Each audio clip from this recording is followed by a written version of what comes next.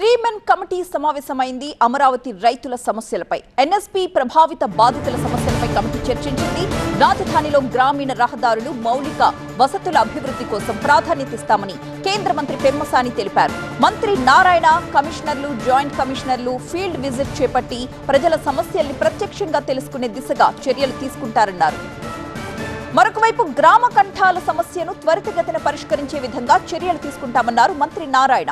రాజధాని గ్రామాల్లో పర్యటించి సమస్యలు తెలుసుకోవాలని సిఆర్డీఏ కీలక అధికారుల్ని ఆదేశించామని చెప్పారు. R5 జోన్లో గతంలో స్థలం కేటాయించిన వారికి వాళ్ల ప్రాంతాల్లోనే భూ కేటాయింపులు చేస్తామన్నారు. దీనిపై మరింత సమాచారం అసోసియేట్ ఎడిటర్ ఈశ్వర్ అందిస్తారు. రాజధాని రైతులకు సంబంధించిన సమస్యలు వాటి పరిష్కారానికి సంబంధించి నిరంతరం సమావేశమయ్యే 3 మెన్ కమిటీ ఈసారి కాస్త ఆలస్యంగా సమావేశమైంది. అయితే దీనికి సంబంధించి సమావేశం కొద్దిసేపటి క్రితం ముగిసింది. మంత్రి నారాయణ మనతో ఉన్నారు. సార్, ఈరోజు ప్రధానంగా ఏ అంశాలు ప్రస్తావనకు వచ్చాయి? అంటే అమరావతి క్యాపిటల్ సిటీలో రైతుల సమస్యల గురించి డిస్కస్ చేయడం జరిగిందండి. రైతులకు ఏదైతే గ్రామ కంఠాల సమస్యలు ఒకటి ఉంది, దాన్ని యాక్చువల్గా కమిటీ వేస్తున్నాం, డిస్ట్రిక్ట్ లెవెల్లో కమిటీ. అది త్వరలో కంప్లీట్ చేయమని యాక్చువల్గా చెప్పడం జరిగింది. అదేవిధంగా వాళ్ళ గ్రామాల్లో ఇన్ఫ్రాస్ట్రక్చర్ ఏదైతే రోడ్డు, డ్రైన్స్, వాటర్, లైట్స్ కొన్ని గ్రామాల్లో స్టార్ట్ అయినాయి, మిగతా గ్రామాల్లో కూడా స్టార్ట్ కావాలా, దాన్ని కూడా త్వరలో స్టార్ట్ చేయమని అధికారులకు చెప్పడం జరిగింది. అదేవిధంగా శ్మశానాలు శాంక్షన్ చేస్తున్నాం, ఒక 35 crores, దాన్ని కూడా ఇమీడియట్గా టేకప్ చేయమన్నాం. అదేవిధంగా కమ్యూనిటీ హాల్స్ వాటిని కూడా వీలైనంత తొందరలో కంప్లీట్ చేయమని చెప్పాం.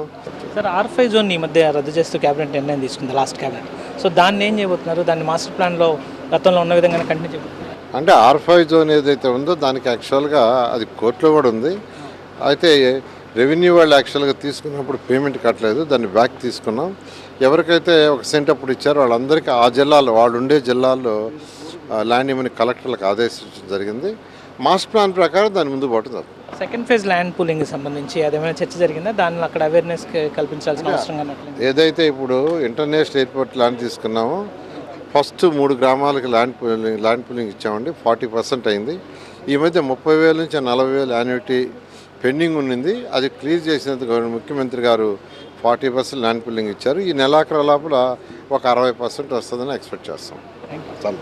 ఇది సెకండ్ ఫేజ్ ల్యాండ్ పూలింగ్ ఈ నెలాఖరులోపు 60% వచ్చే అవకాశం ఉంది. అదే సమయంలో సిఆర్డీఏకి సంబంధించిన ఉద్యోగులందరినీ కూడా 29 గ్రామాలకు వెళ్ళి పూర్తి స్థాయిలో అక్కడ అవసరమైన ఆ మౌలిక సదుపాయాలను గుర్తించి వాటిని త్వరితగతిన పూర్తి చేసే విధంగా ఈరోజు 3 మెన్ కమిటీ ఆ రకమైన డైరెక్షన్స్ ఇచ్చినట్టుగా మంత్రి నారాయణ చెప్తున్న నేపథ్యం కనిపించింది. సుధీర్తో ఈశ్వర్, TV9 సిఆర్డీ ఆఫీస్ నుంచి.